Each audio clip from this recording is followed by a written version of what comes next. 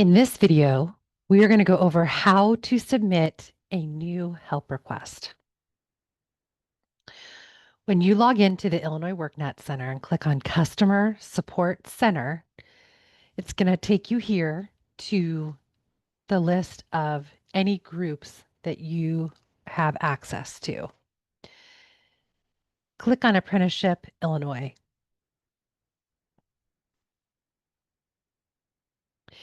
If you are working through the Apprenticeship Illinois tool and you find that you run into a technical issue, you're going to come up here to the top right and click on Help Request. That will take you here to our help desk. In the top search bar, you can type in apprenticeship,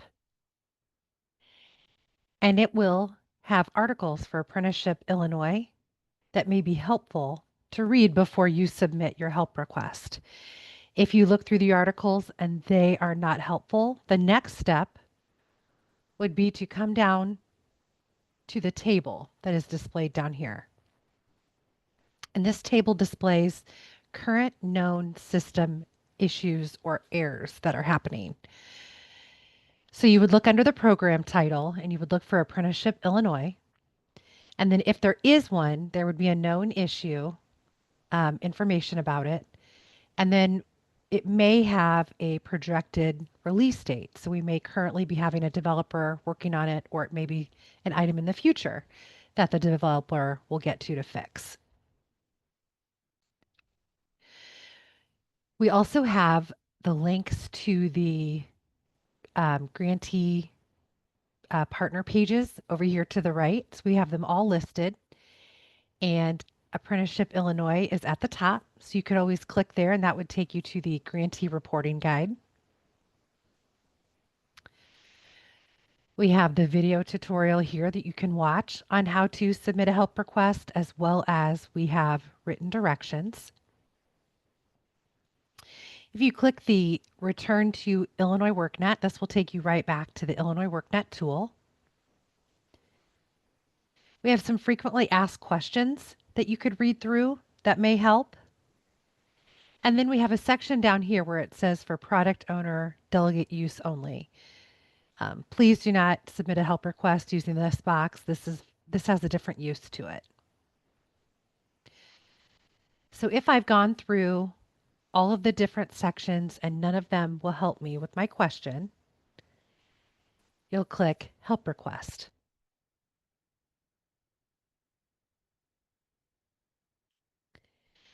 And what this will do is it will open up a new ticket. In the top section, you'll put just a short sentence of what the issue is that is happening. So, services are not saving on the career plan. In the description box, you'll want to make sure to include the apprentice's name where the services are not saving. You'll want to make sure to, you could always provide a link to the profile, provide their email address, provide what services you're trying to add, maybe some screenshots. The more information that you put in the box, the better we can help troubleshoot your issue. Next, it is required to select a category. So you'll click the drop-down button and you'll click on Apprenticeship Illinois.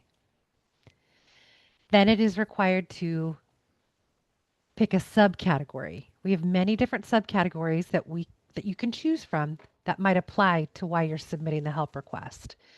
So we have access request, application, assessments, closeout, discharge, customer profile, DHS policy, IEP, activities, career plan, other, outcomes, payroll, and worksite placement. The DUAT field is not required. You do not need to fill that out at all. The CC field is where you would copy your provider manager and any others from your office if they are also experiencing the same issue. You only want to include work-related emails in the CC field. Next, you're going to put in your name. I'm going to use the name of Heather Test. And then I'm going to do the same thing where I'm going to type in heather@noemail.com, but you will want to put in your correct email address. We have another section where you can attach screenshots. It's going to ask, are you a partner provider? If you select yes, then we require the name of your organization.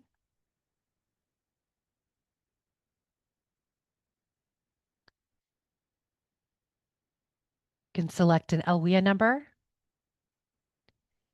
Then we require a phone number, so you want to put your phone number in there. And then also if you have an extension number. We will try to communicate with you via email through the help desk. But if we have tried to reach out to you a couple of times, we may call your phone number before we close your help request. Is this an issue related to a specific customer? If you say no, you can keep moving forward. If you say yes, you'll need to include the customer's first name.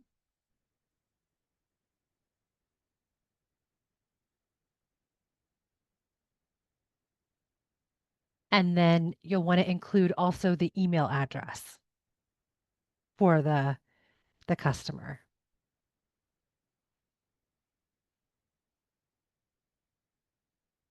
There will not be any communication sent to the customer. We will only be using your email address to communicate with you about the help request. Again, if you can provide us more information, the better. So we have a browser box. It's not required, but you can always select what browser you're in that you're receiving the issue in. Next, we have a checkbox here. Is the issue keeping you from moving forward? If you absolutely cannot move forward, there's no workaround, you're going to check this box. If not, do not check it. And then the text box down here for please specify which projects you are unable to see. This is for another project, so you do not need to fill out that box. You'll want to go back and just review all the information that you put in. Make sure you included as much detail as possible.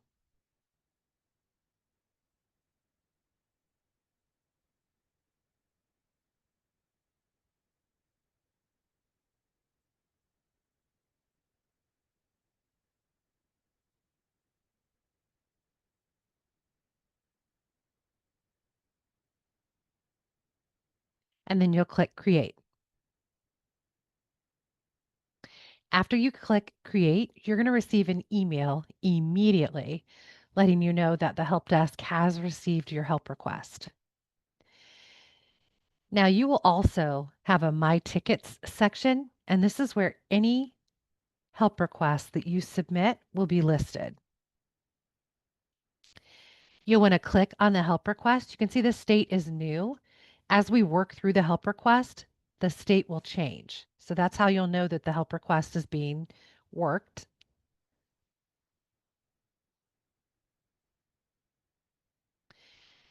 If the person working the help request has questions, you're going to see questions show up down here. So you'll want to either make sure you're checking your email or make sure you're checking My Tickets and look for any questions. We may send you questions. And we're going to follow up a couple times. And if we don't hear from you and we try to call you, we're going to close your help request without you getting an answer. So you'll want to make sure to keep up checking your My Tickets and your email after you submit the help request. And you can just type in here any additional information. I'm just going to use the words additional information. And as you type in this box and click post, you'll see what the comment is that you left, but we'll also see it on the help request inside the system. So you can either reply back to the emails that you receive, or you can come into the My Tickets to communicate with the person who is working your help request.